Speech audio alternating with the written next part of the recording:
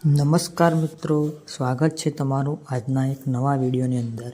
તો મિત્રો, આજના આ વિડીયોની અંદર આપણે ઇલેક્ટ્રિકલ પરીક્ષાઓને લગતા પ્રશ્નો જોવાના છીએ, જેમ કે UGVCL, PGVCL, DGVCL, MGVCL, GETCO અને વાયરમેનની પરીક્ષામાં પણ આ પ્રશ્નો તમારે ઉપયોગી થવાના છે। તો એક પછી એક છે તે બધા જ પ્રશ્નો ધ્યાનથી જોઈ લેજો, કેમ કે આવનારી પરીક્ષામાં તમને આ પ્રશ્નો છે એ ખૂબ જ ઉપયોગી થવાના છે। એટલા માટે ધ્યાનથી આ બધા પ્રશ્નો જોઈ લેજો। અને જે મિત્રોએ આ ચેનલને સબસ્ક્રાઈબ નથી કરેલી તે મિત્રોએ ચેનલને પણ જરૂર સબસ્ક્રાઈબ કરી દેજો, કેમ કે તમારા માટે દરરોજ આવા પ્રશ્નો લાવતા રહીએ છીએ। તો મિત્રો, અહીં આપણા પ્રશ્નો ચાલુ કરીશું, તો એક પછી એક પ્રશ્નો બધા જ ધ્યાનથી જોઈ લેજો। તો મિત્રો, આજે આપણો પહેલો પ્રશ્ન છે કે પાવર સ્ટેશનનું જનરેટિંગ ટ્રાન્સફોર્મર અને યુનિટ ઓક્સિલરી ટ્રાન્સફોર્મરનું રેટિંગ નીચેના પૈકી અનુક્રમે કયું હોઈ શકે? A 25 MVA 25 MVA, B 170 MVA અને 25 MVA, C 25 MVA અને 1170 MVA, D 170 MVA અને 170 MVA। તો આમાં મિત્રો આપણો સાચો જવાબ આવશે B 170 MVA અને 25 MVA। તો મિત્રો, અહીં આપણો આગળનો ક્વેશ્ચન છે, યુનિટ ઓક્સિલરી ટ્રાન્સફોર્મર દ્વારા સ્ટેપ ડાઉન થયેલા વોલ્ટેજનો ઉપયોગ ખાલી જગ્યા માટે થાય છે? A LT ગ્રાહકને સપ્લાય આપવા, B ST ગ્રાહકને સપ્લાય આપવા, C યુનિટની ઓક્સિલરી સિસ્ટમને સપ્લાય આપવા, D ઉપરોક્ત પૈકી એક પણ નહીં। તો એમાં મિત્રો આપણો સાચો જવાબ આવશે C યુનિટની ઓક્સિલરી સિસ્ટમને સપ્લાય આપવા। તો મિત્રો, અહીં આપણો આગળનો ક્વેશ્ચન છે, યુનિટ ઓક્સિલરી ટ્રાન્સફોર્મર કેવા પ્રકારના હોય છે? A step up, B step down, C A અને B બંને, D એક પણ નહીં। તો એમાં મિત્રો આપણો સાચો જવાબ આવશે B સ્ટેપ ડાઉન। તો મિત્રો, અહીં આપણો આગળનો ક્વેશ્ચન છે, મોડર્ન પાવર સ્ટેશનના સબસ્ટેશનમાં કયા સર્કિટ બ્રેકર વપરાય છે? A air blast type, B oil circuit breaker, C air circuit breaker, D SF6 sulphur hexafluoride. તો એમાં મિત્રો આપણો સાચો જવાબ આવશે D SF6 સલ્ફર હેક્ઝાફ્લોરાઇડ। તો મિત્રો, અહીં આપણો આગળનો ક્વેશ્ચન છે, SF6 સર્કિટ બ્રેકરનો ખાસ ફાયદો કયો છે? A superior interrupting capability, B low operation noise અને high safety, C simple construction, compact size, easy installation અને સરળ મેન્ટેનન્સ, D ઉપરોક્ત તમામ। તો એમાં મિત્રો આપણો સાચો જવાબ આવશે D ઉપરોક્ત તમામ। તો મિત્રો, અહીં આપણો આગળનો ક્વેશ્ચન છે, મૂળભૂત રીતે કરંટ ટ્રાન્સફોર્મર એ ખાલી જગ્યા છે? A step down transformer, B centre tapped transformer, C step up transformer, D A અને C બંને।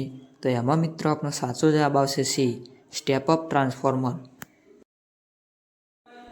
તો મિત્રો, અહીં આપણો આગળનો ક્વેશ્ચન છે, LA એટલે કે લાઇટનિંગ એરેસ્ટર માટે નીચેના પૈકી શું સાચું છે? A તે સેલ્ફ કન્ટેન્ટ યુનિટ છે, B તે હર્મેટિકલી સીલ્ડ હોય છે, C તેને ખૂબ જ ઓછા મેન્ટેનન્સની જરૂર પડે છે, D ઉપરોક્ત તમામ। તો એમાં મિત્રો આપણો સાચો જવાબ આવશે D ઉપરોક્ત તમામ।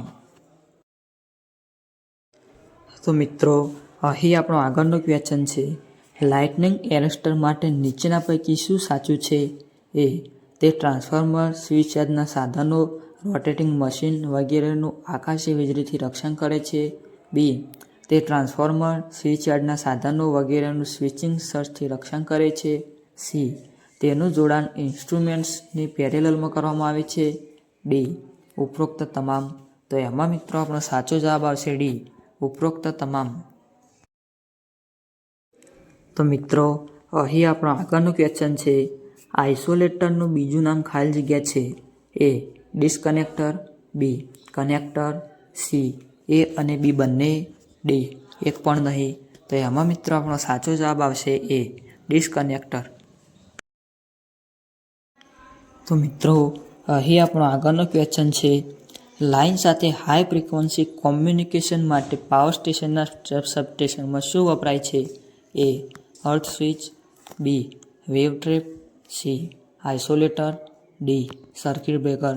તો એમાં મિત્રો આપણો સાચો જવાબ આવશે બી વેવ ટ્રેપ. તો મિત્રો અહીં આપણો આગળનો ક્વેશ્ચન છે, પાવર સ્ટેશનમાં સ્ટીમ લઈ જતી પાઇપ મોટાભાગે કઈ મેટલમાંથી બનાવવામાં આવે છે? A steel, B cast iron, C aluminium, D cobalt. તો એમાં મિત્રો આપણો સાચો જવાબ આવશે એ સ્ટીલ. તો મિત્રો અહીં આપણો આગળનો ક્વેશ્ચન છે, નીચેના પૈકી કયા કોલસામાંથી સૌથી વધારે રાખ ઉત્પન્ન થાય છે? A bituminous coal, B lignite, C anthracite, C coking. તો એમાં મિત્રો આપણો સાચો જવાબ આવશે બી લિગ્નાઇટ. તો મિત્રો અહીં આપણો આગળનો ક્વેશ્ચન છે, કયા પાવર સ્ટેશનમાં સૌથી ઓછા ફ્યુઅલની જરૂર પડે છે? A thermal power station, B diesel power station, C gas power station, D nuclear power station. તો એમાં મિત્રો આપણો સાચો જવાબ આવશે ડી ન્યુક્લિયર પાવર સ્ટેશન. તો મિત્રો અહીં આપણો આગળનો ક્વેશ્ચન છે, પાવર સ્ટેશનના પાવરનું એ મિનિમમ મૂલ્ય કે જે હંમેશા માટે ઇમરજન્સી કન્ડિશન માટે જરૂરી બને તેને શું કહે છે? A spinning reserve, B cold reserve, C firm reserve, D hot reserve. તો એમાં મિત્રો આપણો સાચો જવાબ આવશે સી ફર્મ રિઝર્વ. તો મિત્રો અહીં આપણો આગળનો ક્વેશ્ચન છે, પાવર સ્ટેશન કે પાવર સિસ્ટમ પર કઈ ઋતુમાં સૌથી વધારે લોડ હોય છે? એ ચોમાસું, બી ઉનાળો, સી શિયાળો, ડી પાનખર. તો એમાં મિત્રો આપણો સાચો જવાબ આવશે બી ઉનાળો. તો મિત્રો અહીં આપણો આગળનો ક્વેશ્ચન છે, પાવર સ્ટેશન કે પાવર સિસ્ટમ પર કયા સમયે સૌથી વધારે લોડ હોય છે? એ 6 PM થી 10 PM, બી 10 AM થી 8 PM, સી 8 PM થી 2 PM, ડી 2 PM થી 8 PM. તો એમાં મિત્રો આપણો સાચો જવાબ આવશે બી 10 AM થી 8 PM. તો મિત્રો અહીં આપણા બધા જ ક્વેશ્ચન્સ પૂરા થાય છે. વિડીયો પસંદ આવે તો એક લાઈક જરૂરથી કરી દેજો, અને જે મિત્રોએ હજુ સુધી ચેનલને સબસ્ક્રાઈબ નથી કરી તે મિત્રો પણ ચેનલને સબસ્ક્રાઈબ કરી દેજો, કેમ કે અમે તમારા માટે આ ચેનલની અંદર આવા વિડીયો લાવતા રહીએ છીએ. ધન્યવાદ.